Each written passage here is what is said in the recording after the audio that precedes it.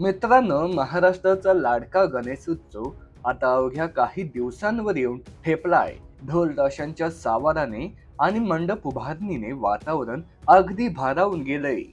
पण याच उत्साहात आणि पुण्यातून एक मोठी आणि तिकटीची तापदायक बातमी समोर येते. यंदा बाप्पाच्या आगमनाच्या आधीच पुण्यात डीजे आणि पोलिसांचे नियम यावरून जोरदार राडा झालाय.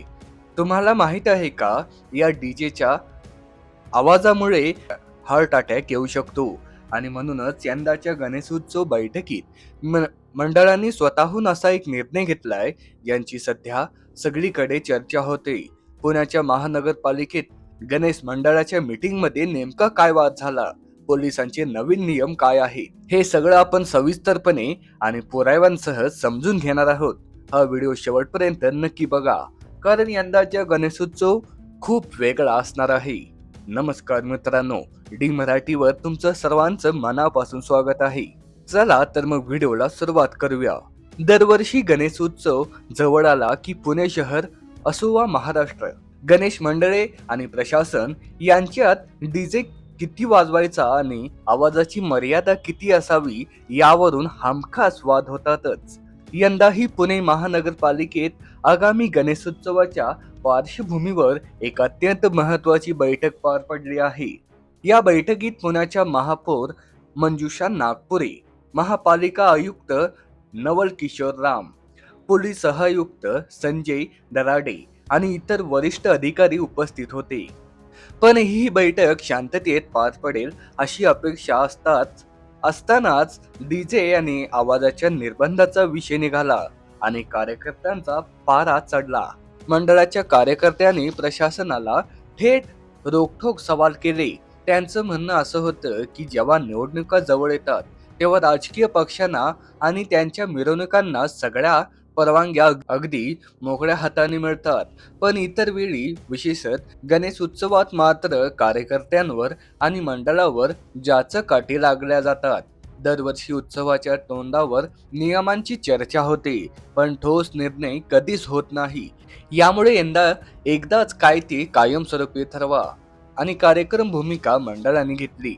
याच बैठकीत एक पर्यावरण प्रेमीने तर गणेशोत्सवातील डीजे आणि ढोल ताशांवर कायमस्वरूपी बंदी घालण्याची मागणी केली आहे.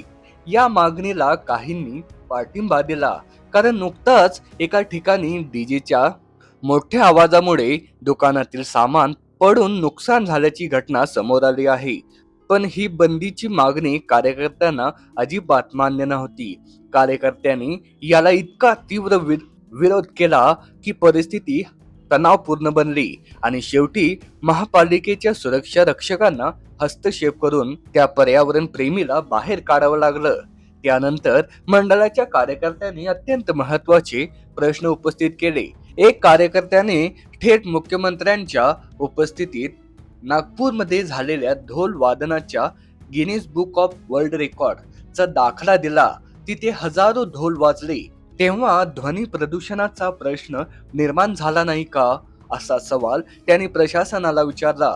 तर दुसऱ्या एका कार्यकर्त्याने डीजेवर निर्बंध आणण्यापेक्षा थेट दारूवर बंदी आणा अशी जोरदार मागणी केली आहे. एवढंच नाही तर 2024 ते 2026 या काळात गणेश मंडळांच्या कार्यकर्त्यांवर दाखल झालेले तब्बल 4528 गुन्ह्यांची मुद्दाही या बैठकीत गाजला आहे. हे गुन्हे अद्याप मागे घेतले गेलेले नाहीत. कार्यकर्त्यांना विनाकारण वेडीच धरलं जात आहे अशी खंत व्यक्त करण्यात आली आहे. पण मंडळी, या सगळ्या वादात गणेश मंडळांनी एक अतिशय समंजसाचा आणि कौतुकास्पद निर्णय घेतलाय. तो म्हणजे यंदाच्या गणेशोत्सवात प्लाझ्मा साऊंड आणि डोळ्यांना त्रास ठरणारे लेझर लाईट्स असणारे डीजे न लावण्याची भूमिका त्यांनी एकमताने घेतली आहे. हा निर्णय खरोखरच खूप महत्वाचा आहे, कारण वैद्यकीय आकडेवारी आणि तज्ज्ञांच्या मते डीजेच्या बेसचा थेट परिणाम आपल्या हृदयांवर होतो. 100 ते 120 डेसिबल पेक्षा जास्त आवाजामुळे शरीरात ॲड्रेनालिन संप्रेरक अचानक वाढतं. यामुळे रक्तदाब वेगाने वाढून माणसाला थेट कार्डियन अरेस्ट किंवा हार्ट अटॅक येऊ शकतो. डीजेच्या तीव्र कंपनामुळे हृदयाची नैसर्गिक लय बिघडते. अत्यंत उच्च रक्तदाबामुळे मेंदूतील नाजूक रक्तवाहिन्या फुटून ब्रेन हॅमरेज होण्याची धोका असते. 45 डिसेबल पेक्षा जास्त आवाज सतत ऐकल्याने कानाचे पडदे फाटण्याची शक्यता असते.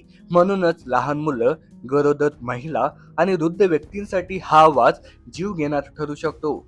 यावर तोडगा म्हणून प्रशासनाने आणि पोलिसांनी काही सकारात्मक पावले उचलली आहेत.